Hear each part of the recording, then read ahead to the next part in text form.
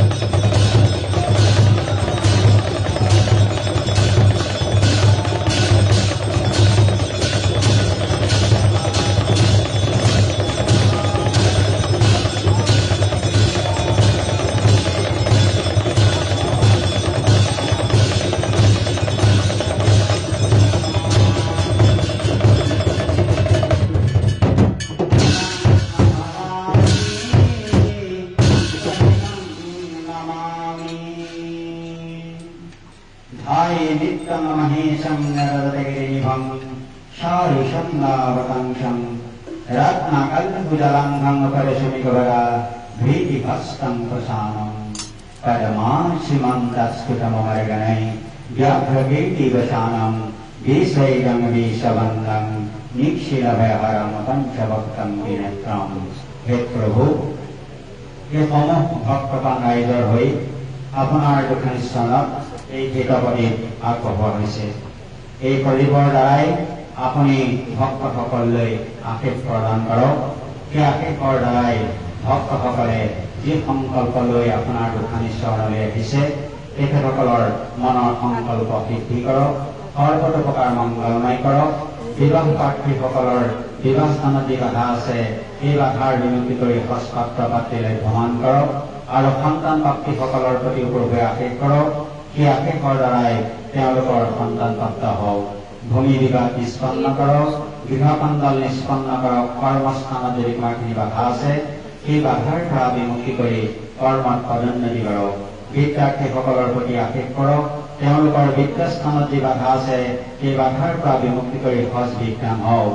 বাকৰোধ আদি ৰোগৰ পৰা পৰিত্ৰাণ কৰক। নেত্ৰপীড়া, উদৰ বেদনা, বাত বিষাদী ৰোগৰ পৰা পৰিত্ৰাণ কৰক। ব্যৱসায় আদি স্থানত ধনে ধান্যে লক্ষ্মী বৃদ্ধি কৰি সৰ্বতোপ্ৰকাৰ মংগলময় কৰক। হে প্ৰভু, যিসকল চিকিৎসাধীন হৈ আছে তেখেতসকলৰ প্ৰতিও প্ৰভুৱে আশীষ কৰক। এই আশীষৰ দ্বাৰাই তেখেতসকলৰ সুস্থ হৈ সৰ্বতোপ্ৰকাৰ মংগলময় কৰক।